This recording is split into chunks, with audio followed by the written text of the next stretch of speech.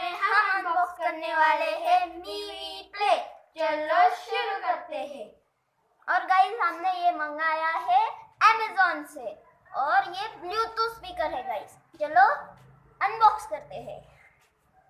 ऐसा डब्बा है मीवी प्ले।